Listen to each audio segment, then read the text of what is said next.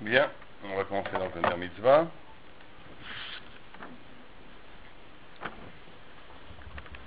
Et donc, on va partir à partir de... On s'est arrêté vers Matzatim et Midrash, je crois. Hein, la page Tetzain. Tetzain Amoud Bet en bas. Vers Matzatim et Midrash. On en est là, je crois.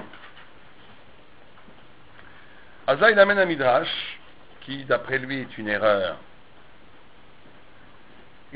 de frappe, une taout sofer, qui natnu les malchut bechol ken Bavel kesef vezahav. On a donné au royaume de Bavel la dimension de kesef et de zahav.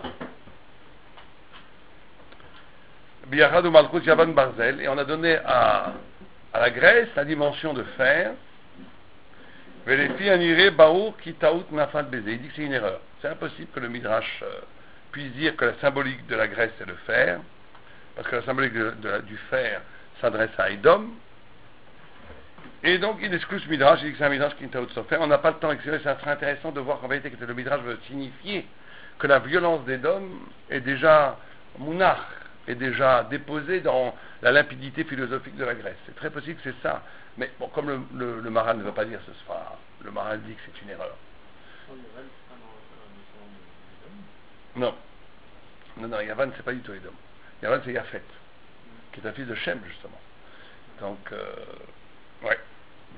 Mais sûrement que ce Midrash, si on dit que ce Midrash n'est pas une erreur, le Midrash veut dire donc que toute la violence politique et la violence sanguinaire de l'Empire d'Edom, de l'Empire de l'Occident plus tard, prend racine, il faudrait montrer les courroies de transmission, dans la sagesse grecque.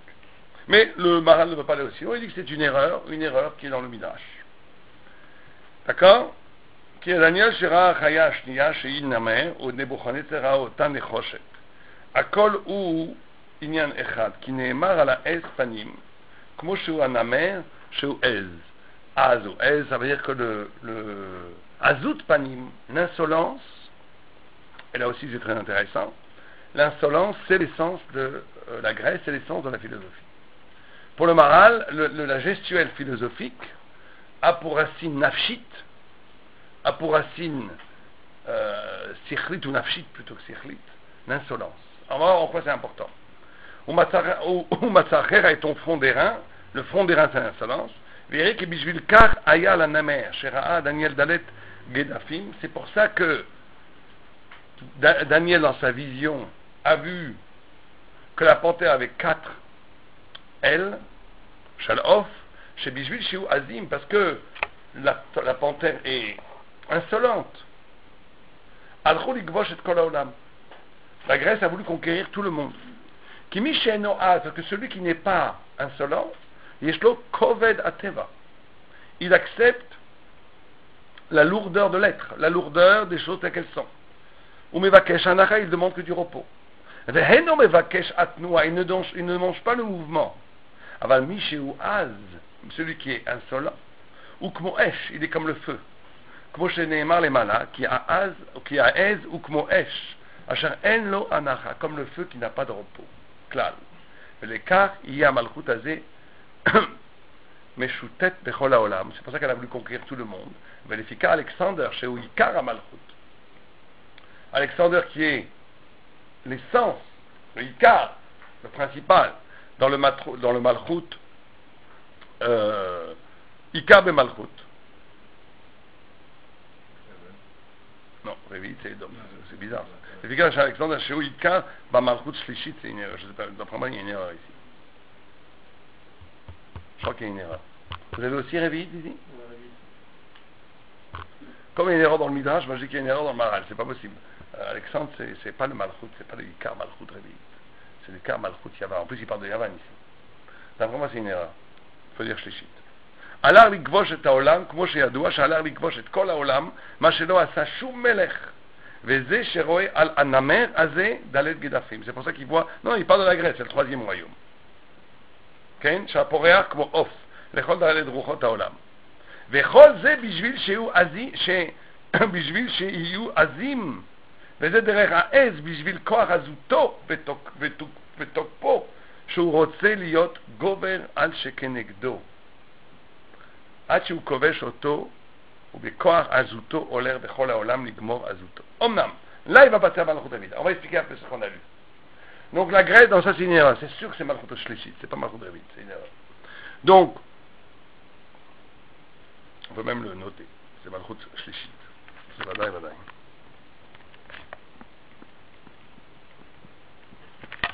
Donc, ici, on a toute une illustration absolument audacieuse, c'est le moment de le dire, du Maral qui identifie la Hazout, l'insolence, comme le corps principal de la civilisation grecque. Ça veut dire que le feu, alors c'est quoi cette Hazout? Comment elle peut être traduite? Il faut qu'elle soit traduite par la non-satisfaction de l'être. Comme il le dit lui-même, quelqu'un qui est pas Az, quelqu'un qui accepte l'être tel qu'il est Kovel Teva. Il a la lourdeur de la Teva, de la nature, et donc il ne bouge pas, il ne change pas les choses. Toute la force de l'insolence, c'est cette capacité qu'a l'homme de ne pas accepter l'être. Bien entendu, en positif, c'est pour ça qu'on dit qu'Am Israël aussi, Az. Pour ça on dit qu'il faut être Az Kenamer. Donc il y a cette notion de fulgurance de l'insolence du feu, de ne pas être assujetti ni défini par l'être. Et ça, donc, il n'y a qu'un point commun entre la Grèce et Israël, c'est ça. C'est que dans le mouvement fondamental de la philosophie, il y a une non-acceptation, on voit dans Platon déjà de l'opinion, une non-acceptation du fait accompli aussi bien qu'il soit culturel que physique. Et donc il y a, dans cette capacité de la Hazout de l'insolence, un grand mouvement de révolte qui va, et c'est quoi le mouvement de la Hazout? C'est un mouvement où on passe de l'autre à soi.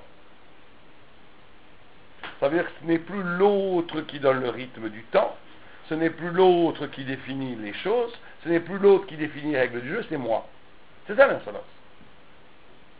L'insolence, c'est ce qu'il a dit aussi avant, l'insolence ne peut pas supporter quelque chose qui se tient devant lui. L'insolent veut être le sujet de l'histoire. Alors il faut bien comprendre, c'est pas trop notre sujet aujourd'hui, mais on peut en dire deux mots. Il faut bien comprendre que la naissance de la philosophie, c'est ça. La naissance de la philosophie, c'est la naissance du sujet. C'est-à-dire qu'avant la philosophie, c'est pré-socratique, bien avant les pré-socratiques même, on est dans un monde où le monde est donné. Le monde est donné absolument, et il ne change pas, et tout le travail de l'homme n'est que décrypter le mystère de l'être.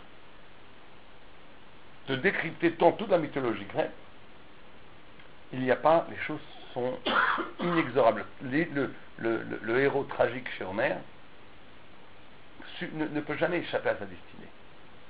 Ne peut jamais échapper à sa destinée. Il vit, il est le jeu des dieux, si vous voulez, il est l'objet du jeu des dieux. On peut dire comme ça, mais moi je dirais plus que c'en est du passage. C'est un passage où le mouvement de l'histoire et le mouvement de la volonté passent d'un extérieur au sujet humain. Et c'est ça, c'est ça tout le chidouche de la Grèce. C'est que je deviens moi, et c'est donc n'oublions pas toujours que toute la philosophie est la tentative et la tentation de poser la pensée autonome, que je sois moi-même la source de la vérité. Et c'est ça que, d'ailleurs, c'est ça d'ailleurs, bon, je ne veux pas trop me tenter parce que ce qu'il dit après est fondamental, mais il faut bien comprendre que la difficulté qu'on a jusqu'à aujourd'hui, c'est celle-là. C'est celle-là. Où est le statut de la vérité? Est-ce que, quand on parle de sujets très épineux, comme la démocratie, comme le droit à l'homosexualité, comme le droit à des choses comme ça, comme le droit à toutes sortes de choses, si on part d'un point de vue purement subjectif, on n'a pas de réponse à ça. La seule réponse, c'est qu'on est obligé d'ouvrir le champ à un sens transcendant qui est avant nous. Et donc tout le problème d'accepter ça ou de ne pas accepter ça.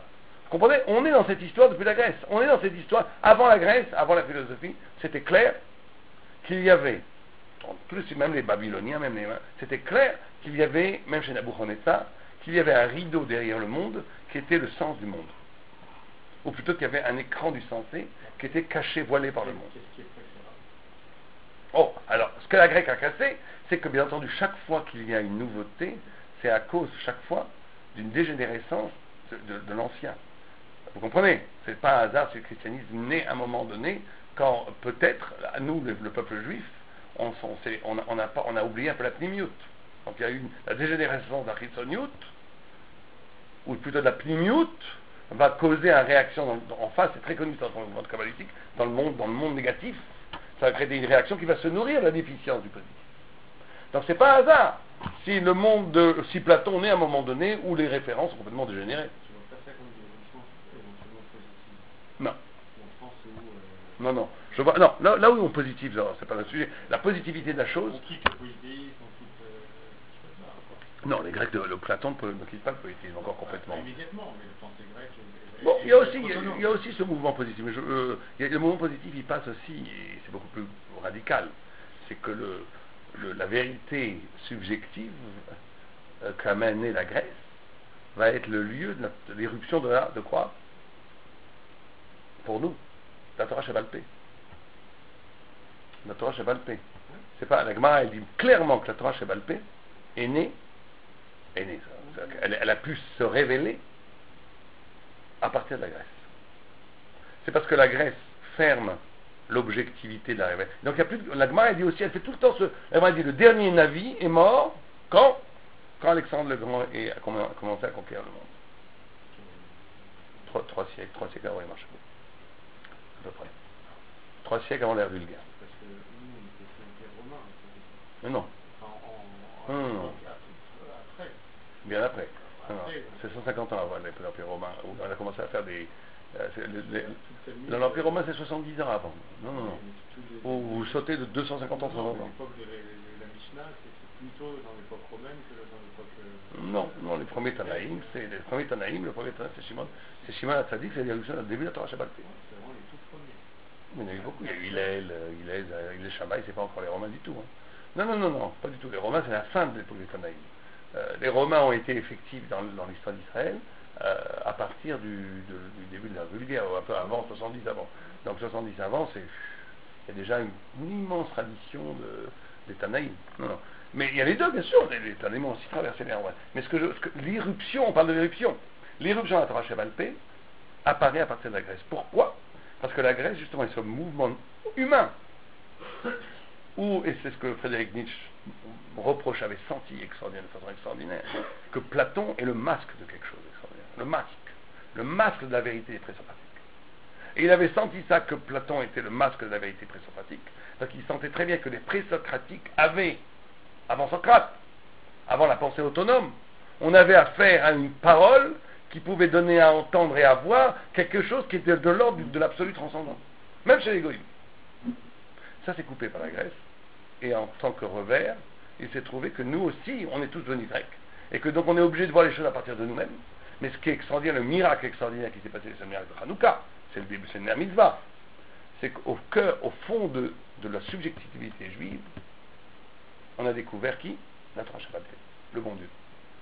C'est ça le miracle de Hanouka. Le vrai miracle de Hanouka, c'est que quand on dit qu'au cœur même des ténèbres, on a trouvé la lumière, au niveau du miracle, au niveau du miracle réel, que tout était tamé, et qu'au milieu de tout ce tamé est trouvé une flamme pure, que Hanouka, c'est là où les jours sont les plus petits, et la nuit la plus grande, et que c'est la fête des lumières, etc. Toute cette symbolique des lumières, au cœur même des ténèbres, de la pureté au cœur même de l'impureté, etc., toute cette symbolique renvoie au phénomène fondamental du génie juif et de la transcendance.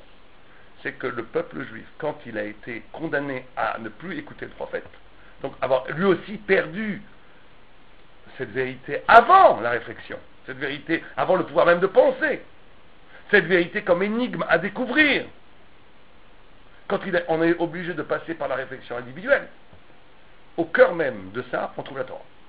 C'est ça le grand miracle de Hanouka.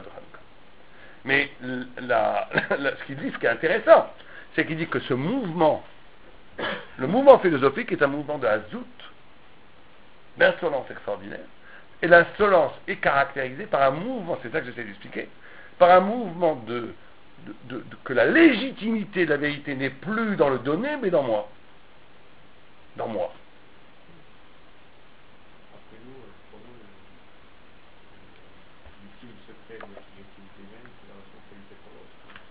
Ça passe aussi par ça, l'autre, et aussi parce que pour nous, il y a une sorte de fusion en summum, imanikan kolkan.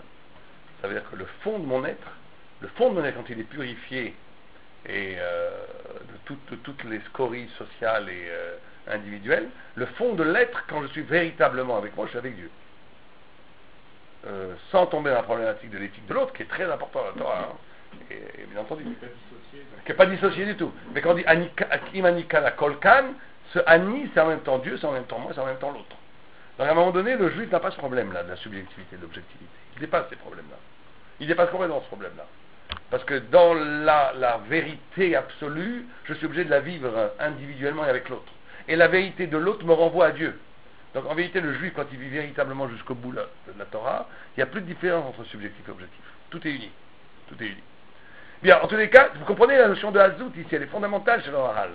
La notion de Hazout, c'est la notion d'insolence, qui est la notion de s'arracher à tout établi, à tout l'être défini. Le grec fait ça pour conquérir le monde. Il devient la référence de sa propre vérité. Le juif fait ça parce que il s'arrache à toute influence. L'insolence du juif, c'est de ne... Et souvent, une fois, on m'avait demandé, c'est quoi être juif pour vous? Et j'avais répondu, c'est être insolent. Pourquoi? Parce que le juif, il n'est jamais défini ni par les modes, ni par la... Il peut résister à l'histoire. C'est pour ça que ceux qui ont inauguré un judaïsme qui doit absolument convenir aux normes esthétiques et spirituelles des goïms, ils ne se sont pas rendus compte qu'ils ont perverti l'essence même de leur être juif. Les juifs du consistoire avant la Deuxième Guerre mondiale, le rabbin qui mettait, vous savez, des trucs grosses, violettes pour dire moi aussi je suis un... C'est le grand rabbin portait des trucs violets par référence à l'évêque. Vous vous rendez compte, on a été quoi, ou les discours patriotiques à la choule, à l'image du curé.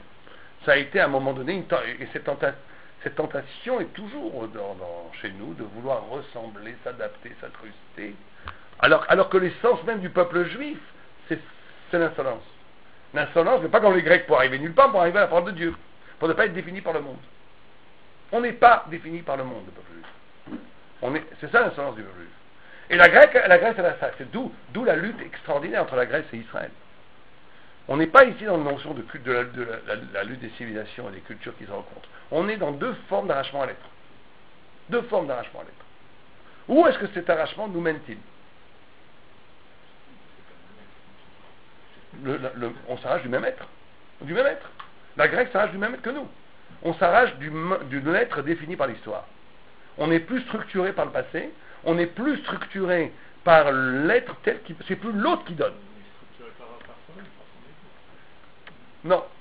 Le grec, il n'est pas non plus structuré par son ego. Il est structuré par un rapport au vrai qui n'a rendre compte que par rapport à ma capacité de percevoir le vrai.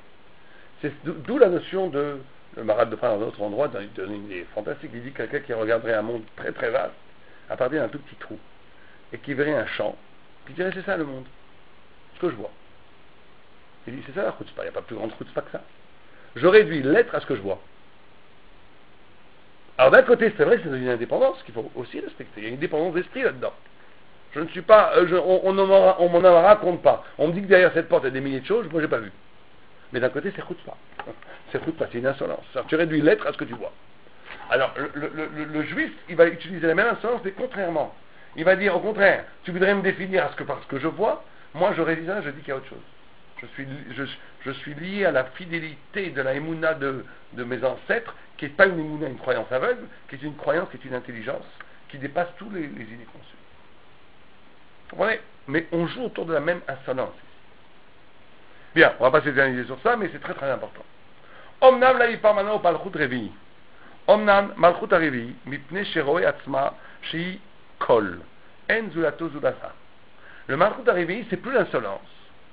Donc là, on parle de l'Occident. On parle de Rome, on parle de l'Occident. Le malchut revi, c'est celui qui se conçoit comme une totalité. Toute la lutte qu'on va avoir avec l'Occident, c'est sur la notion de totalité et d'absolu. L'Occident se conçoit comme une totalité. Lekar irotse shelo yeh nimsa echad veleken u mashrit akol ve'en ze rak ashrata velekar ra Daniel et achaya azot sheshva shinaim shel barzel. Daniel a vu que l'Occident avait des dents de fer qui a barzel ze mashrit, ou mekatset et akol, comme Shibiardu Bimkomo. Ça, il a fait dans le Beragola. D'accord? Chez Kol Inyan Malchut, Zerak, la Ashrit, la Malchut. Alors, ça, c'est quand même très, très incroyablement audacieux de dire ça. Je ne veux pas faire de trop de généralité, je ne veux offenser personne. Mais le Maharal dit ici que l'essence même, et quand le Maharal dit, c'est des paroles qui ont du poids, l'essence même de la civilisation occidentale, c'est la destruction. C'est la destruction. Bon, il faut, comme bien sûr, chaque fois avec le Maharal, prendre les choses avec des gants. C'est-à-dire que c'est en dernière instance. Il faut toujours employer le concept l'althusser de dernière instance, qui est un concept très important. Parce que c'est pas en première instance que tout est destruction, bien entendu. C'est pas tous des barbares qui vont arriver avec une hache et casser tous les Occidentaux. Au contraire, ils ont construit beaucoup de choses, ils ont fait une culture, etc., etc. Mais en dernière instance, au plus profond, la tentation et la tentative, l'énergie la plus profonde dans cette création du politique et de la culture, c'est la destruction. On va voir la destruction de quoi? C'est la destruction, c'est la ashrata. C'est ça qui anime en dernière instance toute la civilisation occidentale. Là, il parle de Révit. Révit, il est passé Omnam. Ouais, il est passé vraiment Révit. Bon. שכל העניין המלכות זה רק להשחית כמו ששרפה בית אלוקינו, השחטתו והשחיתו אותו. אין זה רק השחתה, ואין יותר על זה, il ne faut pas chercher plus que ça. Ça a été une des on va voir pourquoi. ואף כי המלכות הראשון גם כן שרפה בית אלוקינו, même si la première civilisation de Babel a aussi détruit le temple. דבר זה מפני שהוא רוצים לכבוש את ישראל. Parce que toute l'essence qu'on avait vue de Babel, c'était la splendeur. Hein? C'est-à-dire que Babel correspondait au désir, Madaï correspondait au corps, la Grèce correspondait à l'esprit, et Édom correspondait à la totalité des trois, au langage. Mais on avait vu que la splendeur de Babel, là, tu es la tête d'or, dit Daniel à Nabuchodonosor. La splendeur de Babel implique qu'il n'y ait pas d'autre splendeur, c'est tout. Mais c'est pas parce qu'elle veut être la totalité. C'est par splendeur, c'est par kavod qu'elle détruit le temple de Jérusalem. C'est pour s'accaparer la splendeur. D'accord? Mais c'est pas la destruction que cherche Babel. Ce que cherche Babel, c'est la victoire. C'est pas la destruction. Parce que comme Babel veut être surtout, c'est le désir. N'oublions jamais que le désir veut toujours être surtout. Il déborde surtout. כמו שבוע למעלה, לפיכך היו כובשים ישראל לפני שהיו רוצים בכבושה גמורה, היו כובשים ושורפים את הכל. אבל המלכות הרביעית, מן הקטריème מלכות, שכבר היו תחת ידיהם, on était déjà sous Rome. 70 de l'ère vulgaire, ça fait déjà plusieurs années qu'on est sous Rome, sous la domination romaine. Okay? Et même si effectivement il y a une petite révolte, c'est pas innocent si la Gemara n'a pas une révolte pas absolument insignifiante. Un petit corban, un coq, ils sont bagarrés sur un coq. Vous avez vu la Gemara dans Gittin, Nun He Gittin, on voit que la révolte était vraiment des choses, on dirait, de femmes pour enfants. On a invité à manger, bar comme ça, il a refusé, il s'est vengé. Parce que justement la Gemara veut montrer que c'était pas du tout ça la raison. La raison historique, enfin les faits, c'est que la Grèce voulait détruire. Rome voulait détruire. Et que n'importe quel prétexte était bon. כדבר כתוב, comme il dit une petite chose, כמו שידוע בכל מקום, שוודאי היו תחת ידיהם ברשותם, ולא היו דבר זה רק להשחיתם. Ils ont juste pris un prétexte pour le détruire. ומצאו עליה, רגע, להשחית אותה, וכל זה כי המלכות הרביעית דבק בהם היידר. Alors on rentre dans le cœur du sujet, parce qu'il dit, parce que dans Rome, dans l'Occident, דבק בהם היידר. Le néant est constitutif de leur essence. Oui, vous voulez dire quelque chose? Oui, dans le moral, ce qui est évoqué, c'est la finale. Oui, on évoque aussi le côté d'Israël. Mais je parle du côté romain. Du côté d'Israël, c'est effectivement Sinatrinal. Mais du côté des Romains, ouais. Donc là, vous comprenez, il y a ici une notion, c'est-à-dire qu'il va falloir avoir l'acuité du regard, nous les Juifs, de bien comprendre que chaque innovation culturelle, chaque innovation conceptuelle est là pour rajouter encore une couche de destruction, ça veut dire de bilboul du moach. C'est-à-dire d'arriver encore plus profondément à déraciner le sens originel. Et ce grand mouvement, d'ailleurs, je tiens à rendre crédit à un goy ici, qui est Nietzsche, sans lui faire l'autre Bam. Nietzsche est le seul penseur occidental qui a compris ce phénomène. Nietzsche a compris ce phénomène, je ne sais pas d'où il est sorti, pour ça peut-être qu'il est devenu fou à la fin, j'en sais rien. Mais Nietzsche c'est le seul qui a compris ça. Il n'est rien compris jusqu'à aujourd'hui, Nietzsche, il faut bien comprendre. Prenez les études sur Nietzsche, c'est de la rigolade. À part peut-être Deleuze a fait une étude pas mal, mais la plupart c'est n'importe quoi ce qu'on dit sur Nietzsche. Parce que Nietzsche touche à quelque chose d'éminemment juif, très étonnant, je ne sais pas comment ça se fait. Vous savez qu'il y avait un rabbin machin qui était fou de Nietzsche. Vous connaissez cette histoire? Il y avait un chassid comme ça, bon, il appelait Nietzsche Kadosh. Bon, nous c'est pas notre chita, Nietzsche un goy allemand et tout, mais Nietzsche dans sa folie a découvert ce phénomène-là. Il a compris que tout ce qu'il appelait les phénomènes de dégénérescence, c'est-à-dire un manque de vitalité, l'oublie, que toute la culture est là pour masquer la vraie vie. Que toute la production culturelle depuis Socrate n'est là que comme rajouter des couches sur des couches sur des couches pour masquer la vérité ultime qui a été voilée par le discours grec et qui a été repris par les dogmes. Que nous on va appeler la France, que lui n'avait pas pu définir comme François, il n'était pas juste Nietzsche. Là où moi j'appelle pas Nietzsche Kadosh, mais il avait senti ça. Et il avait bien montré des choses extraordinaires. Mais ce qui nous intéresse, nous on le dit, on n'a pas besoin de Nietzsche pour le dire, c'est bien avant Nietzsche le mal. Mais nous, ce qui nous intéresse, ce qu'on dit, c'est qu'il va falloir maintenant, vous savez, à chaque fois, on pourrait faire plus qu'une analyse de l'histoire de la culture, c'est-à-dire la production culturelle de l'Occident, et surtout de la production philosophique de l'Occident, comme une tentative phénoménale, très puissante, de créer un système qui nous arrache encore plus en plus du sensé. Pour arriver à un moment où tu ne peux plus échapper à ce vide organique. Il y a plus de. On sait très bien que toute l'évolution de la pensée occidentale, c'est de déraciner Dieu, déraciner le sens. Il n'y a plus de sens. Aujourd'hui, tout se vaut. On est arrivé pratiquement à ce que le Maral appelle l'empire du rien, l'empire du néant. Ça, il appelle l'empire du néant. Cet empire du néant, cet empire du rien, on en est arrivé à son ultime configuration aujourd'hui, pratiquement. Je vois plus de ce qui reste encore des choses qui font du sens en Occident. Pratiquement plus rien. Plus rien ne fait de sens. Dans les mœurs, tout est permis, donc il n'y a pas de problème. Donc il n'y a plus de sens. Quand tout est permis, il n'y a plus de sens. Homme, femme, homme, bête, tout est permis. Pourquoi pas? Avec cette formule extraordinairement puissante que l'Occident a, pourquoi pas? Ça, c'est la formule horrible, mais vraiment puissante. Qu'est-ce que vous allez répondre à ça? Pourquoi pas? Comment vous pouvez répondre à un tel argument? Pourquoi pas? Vous comprenez? Ça, c'est l'argument très très fort. C'est l'argument du rien. Qu'est-ce que sous-entend un pourquoi pas?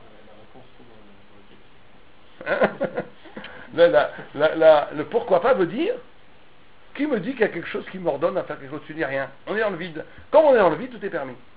Comme on est dans le vide, tout est permis. D'où l'esprit de métissage, l'esprit d'abolition de toutes les valeurs, donc la destruction de toutes les valeurs, pour arriver à une sorte de néant de la pensée, où à partir de là, tout est possible. Il faut bien comprendre. On en arrive. Quand le Maral écrit ça il y a 400 ans, c'est pas du tout évident. Aujourd'hui, c'est facile de le dire. Il y a 400 ans, il y avait encore des jolies églises, des gens qui croyaient, tous les goyim croyaient en Dieu, il y avait de la très belle culture, il y avait tout ce que vous voulez. Vous comprenez? Mais que le Maral ne se laissait pas berner par. Il va en parler après d'ailleurs. Il voyait déjà, lui, que dans toute cette architecture culturelle et civilisationnelle de l'Occident, n'était caché le vide, le néant. Et ce qui est constitutif de l'essence de l'Occident, c'est le néant. C'est le éder, c'est l'absence. D'où la destruction. Parce que le néant ne supporte pas ce qui est. Oui. Oui. Oui, on ne parle que de façon éthique.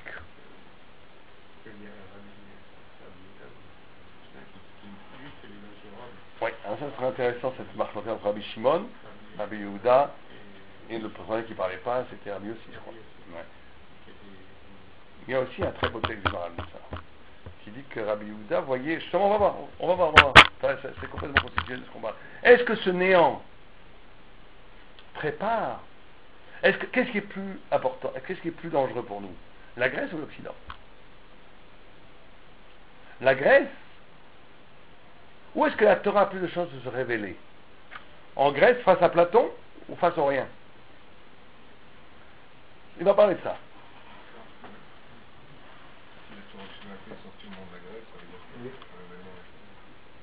Oui, mais la vérité absolue. Il y a une notion. Il va parler. Je voudrais vraiment avancer parce que. Ouais. On va avancer. Oui, c'est de Édom que sort la Géoula. C'est de Édom. C'est pas hasard. Il va en parler. Je ne veux pas trop anticiper ce que c'est-à-dire. En tous les cas, ici, il dit que la Malchut Révi'ite, elle est collée au néant. Ok? Oh, ça veut dire que ce qu'il a défini, c'est ce qu'il a défini, comme elle surpasse toutes les autres. C'est ça qu'il faut bien comprendre. On avait dit que Babel, c'est le désir, qui est premier. Le désir est toujours premier, dit le Maharal. Rien ne commence en désir, même la pensée. C'est la situation du désir. Babel, donc d'où la splendeur, d'où le poétique. Deuxièmement, le corps, Madaï, le corps qui est toujours en manque. Le corps, c'est le manque, toujours vouloir quelque chose, ne jamais être comblé. 3, l'esprit, la Grèce. Le quatrième, qui est d'homme, c'est l'unification des quatre. Mais qui arrive au non-sens de ça. Quand tu unis ces trois choses, tu te dis, mais à quoi ça sert tout ça? L'Occident se pose la question, pourquoi y a-t-il de l'être plutôt que rien? Pourquoi y a-t-il de l'être plutôt que rien?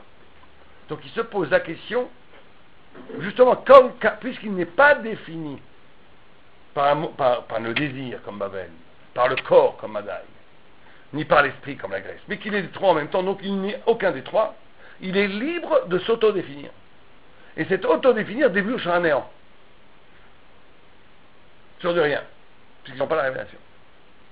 Donc il dit ici, Iyavud ve'heder l'école à Malchuyot, ve'leken am be'malchut revi d'avec be'heder. Ve'asher d'avec ha'heder ou shemivi gam ken ha'heder à l'acher. Donc il dit bien sûr, quelqu'un qui est porteur du néant à l'intérieur de lui a automatiquement pour pulsion d'amener le néant chez l'autre. D'où le rapport extraordinaire que le Maharal fait entre la violence occidentale et le vide métaphysique de l'Occident. C'est parce que l'Occident profondément est travaillé par le vide au plus profond de lui qu'il est porteur d'une extraordinaire violence, d'une destruction. C'est parce qu'il a le vide en lui qu'il détruit. Tout le monde comprend ça. Si tu as le vide en toi, tu es défini par le vide. Donc tout ce qui prend figure doit être détruit. Tout ce qui prend figure doit être détruit, puisque tu es toi la figure de l'antifigure. Tu es le dépassement de la figure. Tu es le dépassement du sens. Tu ne veux toutes les choses, tout ce qui peut faire sens est de l'ordre du périmé. Comment sortir de cette autodestruction alors? C'est sans fin. Ils n'ont pas de problème avec ça. C'est pour ça qu'on arrive à des grands écrivains qui suicident, avec un taux de suicide extraordinaire. Aussi un cynisme, un laisser-aller complètement dans l'espérance humaine. Il n'y a pas aujourd'hui de grands écrivains il n'y a pas une seule grande œuvre qui a été écrite depuis Proust qui est porteur d'espoir. Chez les écrivains, dans la littérature. Trouvons un. Pas chez les Goy, pas chez les Juifs. Trouve-moi un grand écrivain, je ne parle pas d'un petit écrivain. Chez les Juifs, il y a quand même Albert Cohen, des choses comme ça, quand même. Si un petit peu, quand même, le livre de ma mère. Oui, beaucoup, mais aujourd'hui, quelqu'un écrirait un livre plein de santé. Aujourd'hui, quelqu'un écrirait un livre plein de santé et d'espoir, on le traiterait de nul et non avenu. Écrire un livre littéraire plein de santé, d'ailleurs, tu feras un best-seller parce que ça n'existe plus. Donc, ça serait. Mais les grands écrivains, ceux qui savent manipuler la langue française bien, sont tous des pessimistes.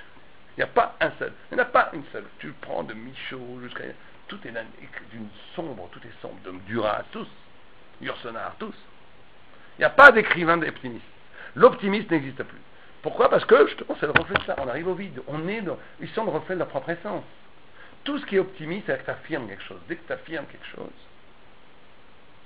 chez eux, tu te ridiculises. Dans l'inconscient du vide occidental. Tu comprends? Encore une fois, c'est l'esprit de nihilisme qu'avait très bien dénoncé notre ami Frédéric. Donc, on continue.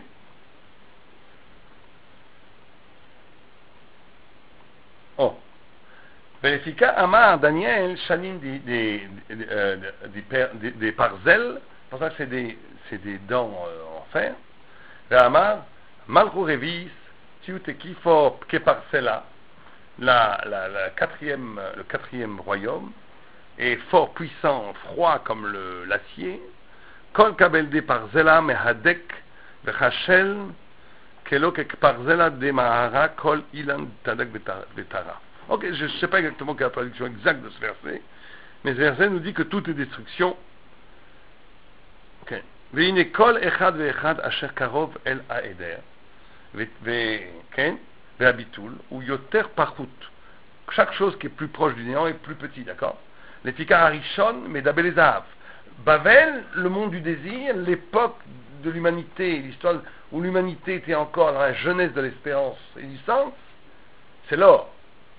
Même si déjà il y a du néant dans l'or, mais c'est presque invisible, on est dans l'éclat lumineux de la première grande civilisation humaine. Ah, depuis l'histoire juive, je parle, en oubliant l'Égypte et tout ça. Après vient le corps de Madaï, c'est Kesef. Qui est moins cher. L'or est plus cher que l'argent est plus cher que les reins. Barzel, Sheu Pachut. Yoter Mikol, ou Malchut Ze, Davuk, Achisaron Vaeder. Miptekar, ou Gam Ken Mekatset, ou Mashrit Akol. C'est pour ça qu'il détruit tout, puisqu'il est constitué par les néants, comme il a déjà expliqué. Ce qui est néant détruit. Ce qui est lui-même est habité. Donc on comprend ici un yesod extraordinaire. La violence, dont nous-mêmes on peut être capable, est toujours l'expression d'un mal d'être, d'un mal de vide, d'un vide en nous. Quelqu'un qui est plein n'est pas violent. Quelqu'un qui vit la vie n'est jamais violent. Quelqu'un qui est violent, c'est toujours quelqu'un qui exprime par cette violence le manque à être. Par définition. Bien sûr. Complètement. Efficace, parce que avait Adi, Atigza, on voyait une pierre qui est tombée, dit l'obéadam sans mouvement de main, ou Machat el a cassé les salma la faisselle, al ragleu, dit Parzela, les pieds de fer. Donc il y a une pierre qui a cassé les pieds de fer. Elle en a broyé. Quelle est cette pierre d'après vous qui a cassé les pieds de fer? Ouais. Jacob. Even, c'est Jacob. On va en tomber maintenant, on va essayer de comprendre quelle est cette pierre. On va voir. Even Israël. Comment ils peuvent avoir cette notion du néant si forte au niveau de l'intellect et qu'ils arrivent pourtant à construire autant de choses au niveau du Gashmi? Il faut bien comprendre que nous on appelle ça néant, hein. Mais eux, vous demandez à un occidental, ils disent moi j'ai pas de néant. Donc quand on dit néant, c'est pas qu'ils ont rien, c'est que le moteur premier qui les anime, c'est de construire une civilisation qui efface complètement le sens originel, qui est reposée sur le néant du sens. On peut appeler ça l'autonomie. On peut appeler l'autonomie. Mais on pourrait avoir une autonomie, comme dans Babel, qui se bâtit sur un sens, par un respect presque intérieur, par une mythologie intérieure. C'est pour ça que l'Occident se méprise lui-même. L'Occident, il ne veut même pas, il veut même pas faire l'éloge de sa propre puissance. Sinon, on n'est pas encore en Occident, on a encore des restes de Grèce. On vit une génération, on peut comprendre ces textes. Je ne sais même pas comment le Marat, à moins que c'était déjà peut-être présent, peut-être qu'on se fait une idée de la siècle d'Occident. Peut-être c'était déjà présent. Mais pour nous, c'est évident. Ça veut dire que tu faut bien comprendre que le néant n'est pas le rien. Le néant, c'est de faire des choses pour rien. C'est de faire des choses sans sens. C'est le non-sens, le néant. C'est le non-sens érigé comme le non-sens érigé comme vérité absolue. Pour cacher le divin. Tout ça pour cacher à chaque fois. Ouais, on a même dépassé ce cacher le divin. Constituer un goût Enoshi, constituer une histoire humaine qui est motivée par rien d'autre que le néant.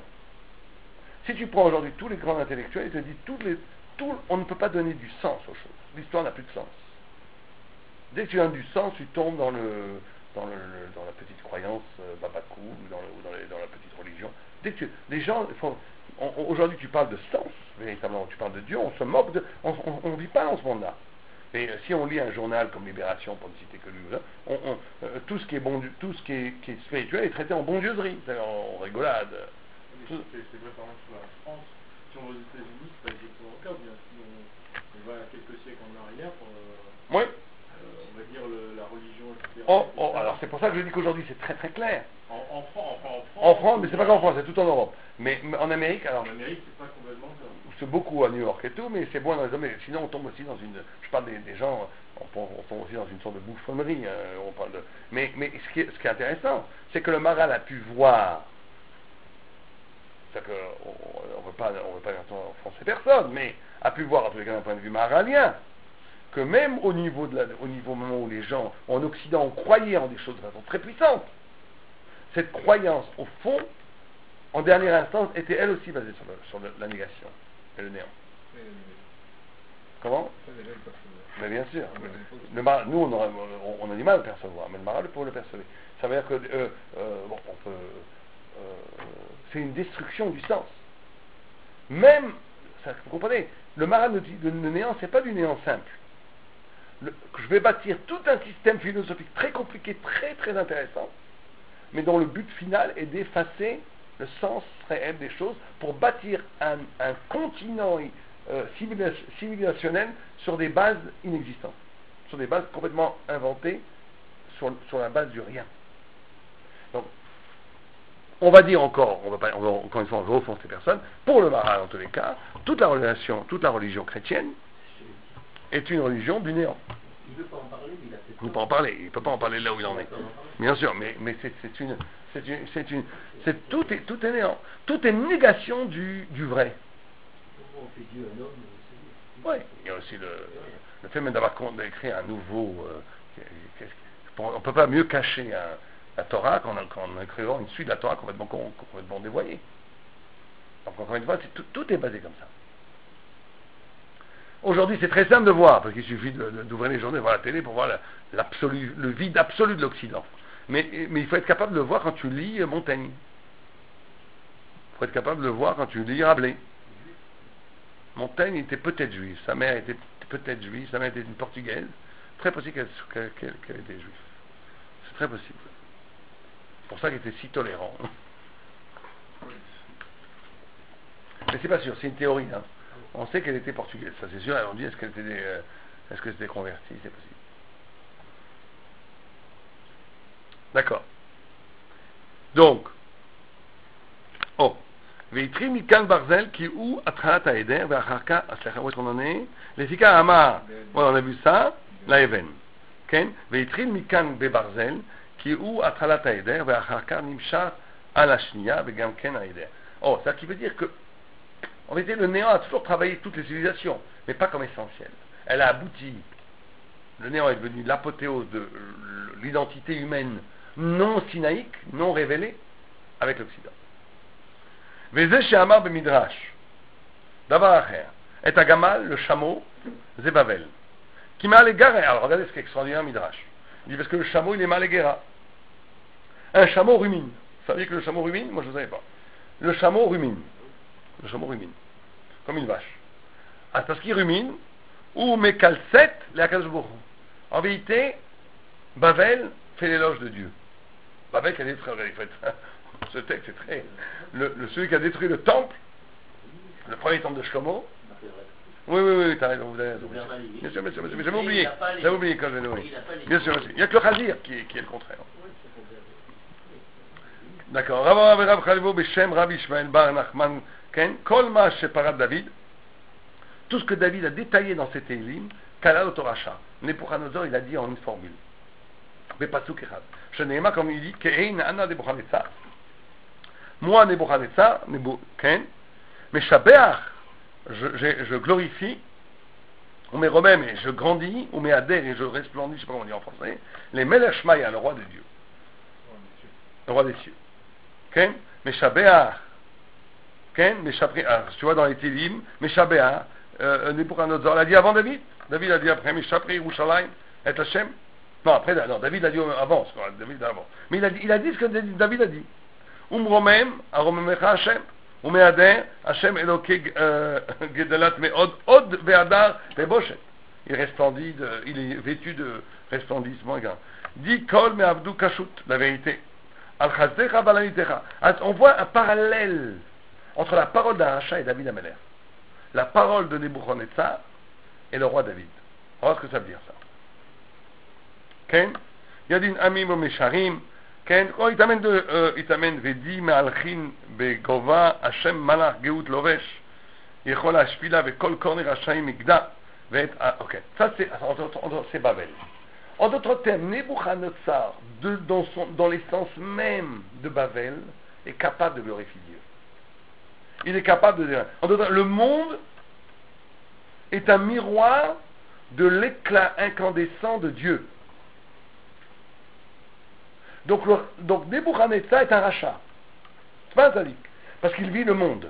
Parce qu'il met, comme on avait vu au premier, parce qu'il fait partie du Dalet et pas du Yud, donc il veut poser le monde comme absolu face au divin.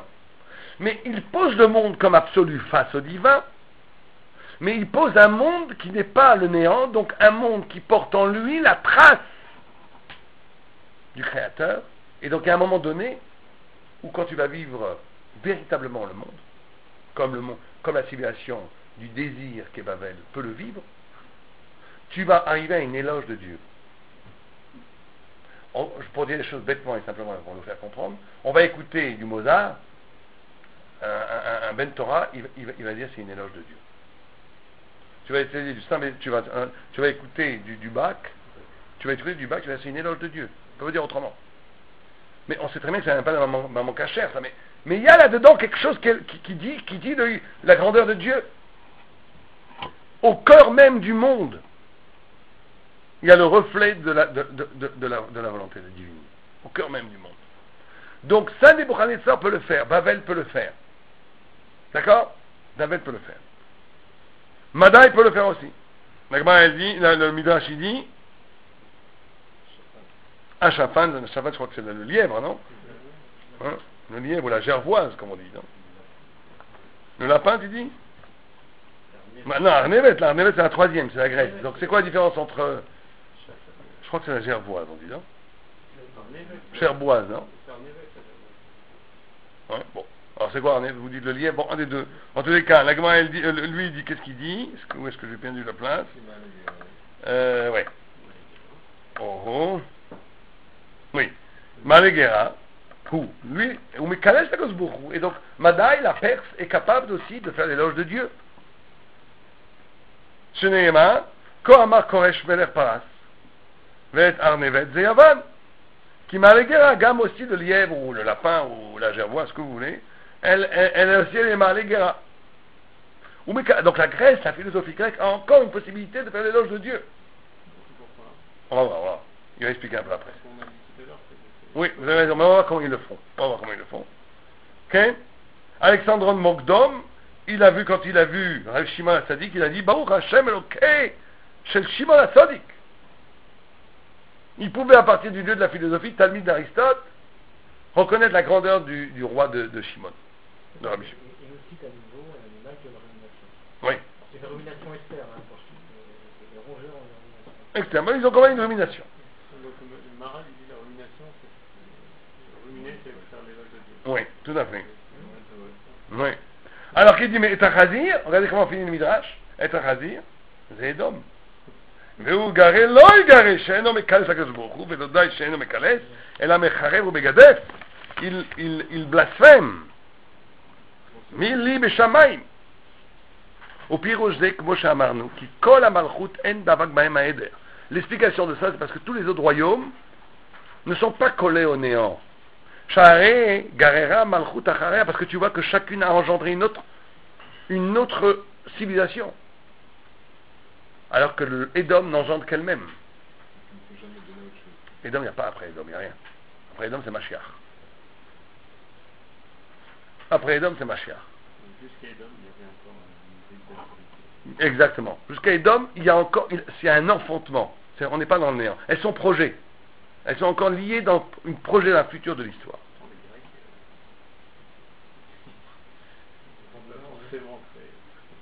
אף על גב זה גם כן כל מלכות ומלכות כאשר גררה מלכות אחרת זה גם כן העדר. Vous avez raison, parce que même les autres elles sont aussi liées au néant. שמגיע בסוף, מקום מקום אין דבר העדר בעצמו של מלכות.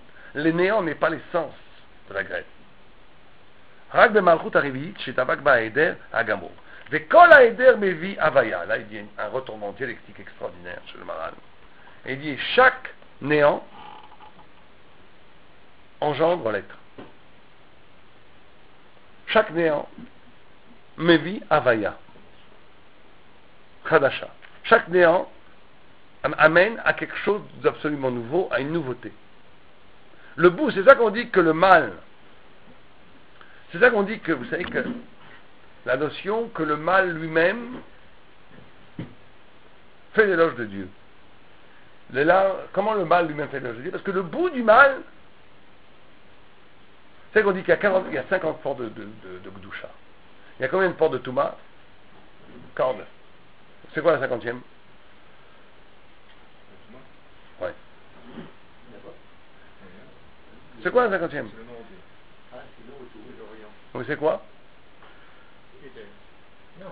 La même que la 49e porte de Gdusha amène à la 50e porte qui est Dieu lui-même, pareil avec le mal. Parce que le mal lui-même, quand il s'absout, il est obligé de le mal lui-même en se détruisant va dire en od milvado. C'est ça le pshat. C'est ça le pshat que le Mashiach il doit venir de Ruth, qui doit venir de Moab. Moab qui a 49. Moab c'est le Gamatria 49. Même Moab c'est 49. Pourquoi on dit Moab? Le Gaon de Vilna dit Moab c'est 49 Charetouma. 49 Charetouma. Le Mashiach, la Gemara dit pourquoi Shaoul n'a pas pu rester roi d'Israël? Bien chez Enlo Dofi. Enlo Dofi, il n'avait pas de défaut originel. Il avait un pédigré absolument magnifique. Donc il ne pouvait pas incarner le Meshiach. Parce que le Mashiach c'est celui qui vient de la plus noble des tribus qui est Yehuda, mais qui a aussi pour ancêtre Ruth, Emma Malchut, qui emporte en elle toute la Touma de la terre, en potentiel. Parce que le Mashiach, c'est celui qui va pas simplement dire le bien du bien, qui va être capable de faire que le mal lui-même dise le bien, que le mal lui-même fasse l'éloge de Dieu. Vous savez que David Amelech a dit Anit Fila. Il ne dit pas je prie. Il dit Anit Fila. David Amelech, il vient de Ruth, c'est Moab. Moab, c'est toute la sensualité. Vous savez, quand on dit 49 chars et Thomas, vous imaginez ce que ça peut être. C'est toutes les possibilités de sensualité pervertie ou pas pervertie, tout ce que vous voulez. Qu'est-ce qu'on fait avec ça? Eh bien, David a la capacité de transformer ça en priant avec son corps, avec la sensualité du corps. Il prie Anit Fila. Il priait jusqu'au dernier bout de son ongle. C'est pas une fila, je prie, je suis là moi, prière intellectuelle, je prie. Il a pu prier avec la vibration corporelle et sensuelle de tout son être. Ça c'est Mashiach, ça c'est Prinat Mashiach. Prinat Mashiach. Mashiach, il peut te transformer le mal en bien. Shaoul, il pouvait transformer le bien en bien et combattre le mal. C'est très bien, mais ce n'était pas suffisant pour être Mashiach. Le Mashiach, il doit pouvoir transformer le mal en bien. Sinon, c'est pas le Mashiach.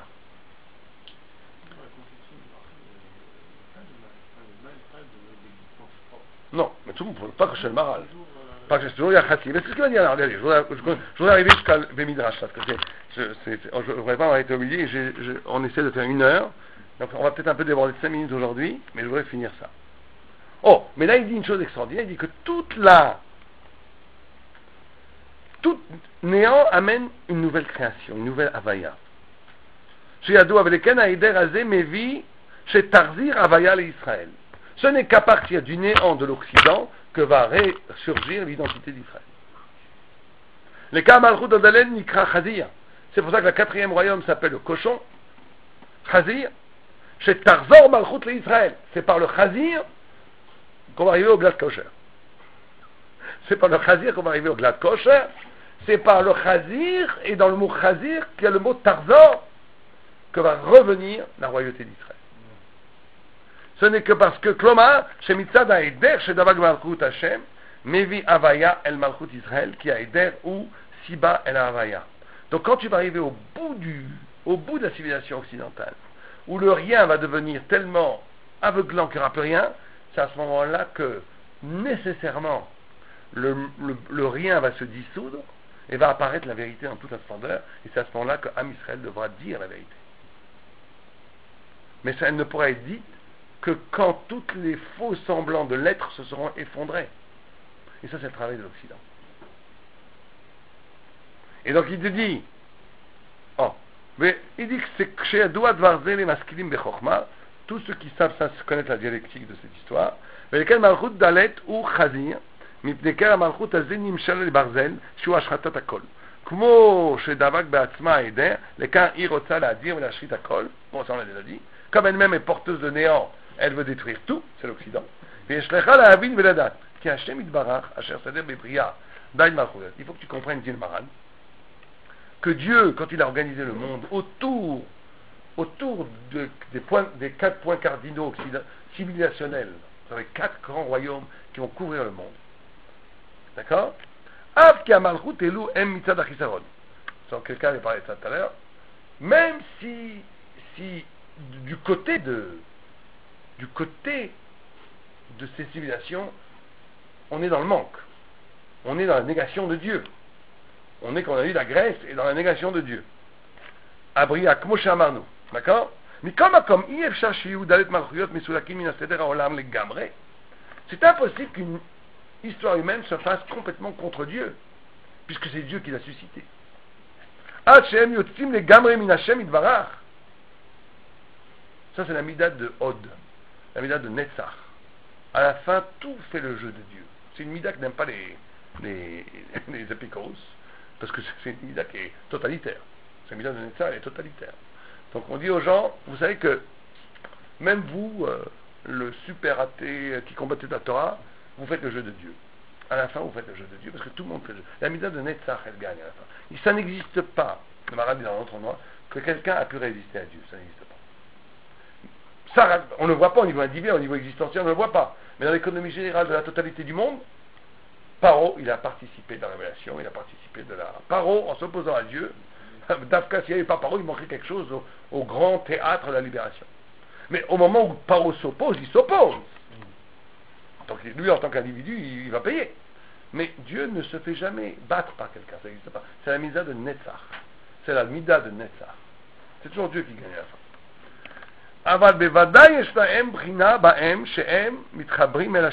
Donc là, c'est très important.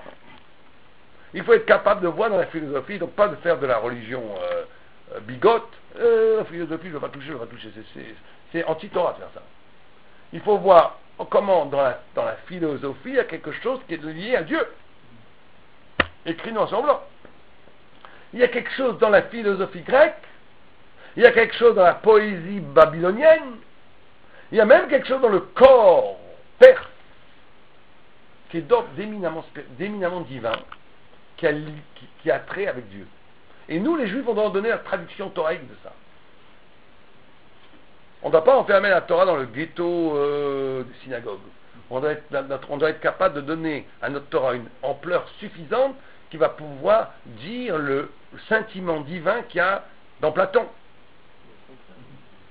Ou bien, par la Torah, de dire, montrer que l'esprit démoniaque est dans Platon. Mais ça ne change pas. Il faut que la Torah ait le dessus. Il faut que la Torah dise le pshat. On ne peut pas dire, bon, je ne vois pas ça, je ne peux pas me confronter. C'est pas comme ça que ça va. On doit être capable de donner une réponse au désir de Bavel. Qu'est-ce que ça veut dire? Qu'est-ce qu'on fait avec le désir? Il y a une traduction thoraïque du désir. Et pareil avec le corps. Alors, la question, est-ce qu'on peut faire quelque chose avec le néant? C'est la question. Il va parler de ça maintenant. Veleken meramez al gimal arishonot. Gamal. C'est pour ça qu'on dit que le gamal, arnevet, les louyesh kol echad ve'echad siman tahara. Ces trois-là, donc le gamal qui est Bavel, la gervoise qui est la Grèce, ou je ne sais plus quoi, ou qui est la Daille, ou le lièvre, qui est la Grèce, ils ont intérieurement, au plus profond d'eux-mêmes, un signe de Théora. Bon, remarquez quand c'est extraordinaire. Le signe de Tahara chez ces gens-là, il est où? À l'intérieur. À l'extérieur, c'est tamé. À l'extérieur, c'est tamé. Chez M. Malegera, Siman Théora Zei, Benista, il te le dit. Benista. Vemoreze, Kimitzad Anista, Yesleilu, Gimel Malchuyot, Chibou. Le secret de la philosophie, même si c'était une volonté d'autonomie, même si c'était une volonté même de combattre Dieu, c'est pas grave. Le secret, c'est quand même la soif de l'infini. Le profond de cette affaire-là, c'était un lien avec Dieu. Même si ça s'est caractérisé, même si ça s'est manifesté sous une forme complètement tamée. L'extérieur est tamé, mais la profondeur est à or. D'accord? C'est un chibour. El Hashem Yitbarach. מצד מה שאין דבר זה, סימן טהורה בפועל הנגרע, רק סימן טהורה דבניסתר. אבל מלכות הרביעי met l'Occident, c'est le contraire. אין זה סימן טהרה בנסתר, intérieurement c'est complètement tamé. רק בנגלה, alors là c'est le contraire. Par contre, et là ça répond à votre question, le Khazir qui monte les sabots, lui au contraire, qui a chibour chez les malchut el Hashem itbarach, mais ce qui est extraordinaire, ça il faut, dommage qu'on n'a pas le temps, mais ce qui est extraordinaire, c'est que le Maharal dit que c'est un chibour. Ça veut dire qu'ici on a quelque chose, une idée incroyable, c'est que la beauté révélée des dômes, qui est un pur mensonge, est en même temps une pure vérité de lien avec Dieu. Mais complètement mensongère. C'est un chibour. C'est-à-dire cette volonté de l'Occident de montrer qu'elle détient la vérité, c'est un chibour. C'est ça qui la tient. C'est ça qui fait le lien avec Dieu. כן? ואין דבר זה דבר עצמי על המלכות. רק שמראה עצמו כאילו איתו. ולכן סימן טהורה הוא בטלפיו אשר הם נגליים. Alors maintenant il va rentrer. Alors on va sauter ça. Il dit, ויש בני אדם ששואלים, où est Ishmaël dans tout ça? Il demande tout d'un coup, où est Ishmaël dans tout ça? Shini Malchut Tkifa, Verevata, il donne deux réponses, je vais vous passer très vite. Il dit non, parce qu'Ishmaël, ils n'ont pas reçu leur puissance d'Israël. Ils l'ont reçu de façon autonome. Il dit, Aval Malchut Ishmaël, Lo Yarash Kocho. Il dit que tous les quatre qui sont la structure même de la civilisation humaine, elle reçoit leur force d'une déficience d'Israël. C'est parce que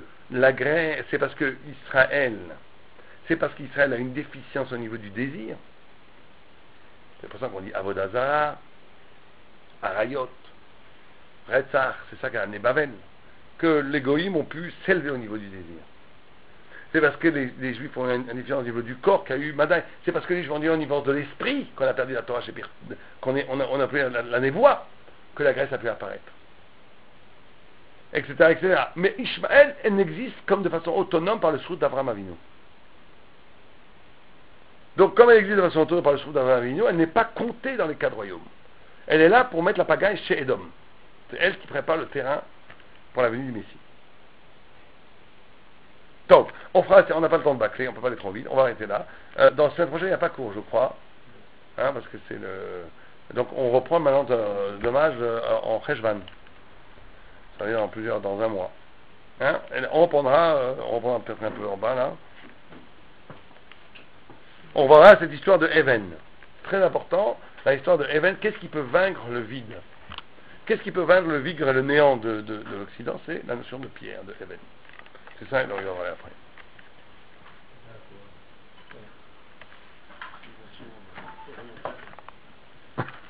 Non, le Even, on va voir. La notion d'éternité plutôt. Une pierre est éternelle. Les diamants sont éternels. Et quoi? Ah, moi j'ai pas fait.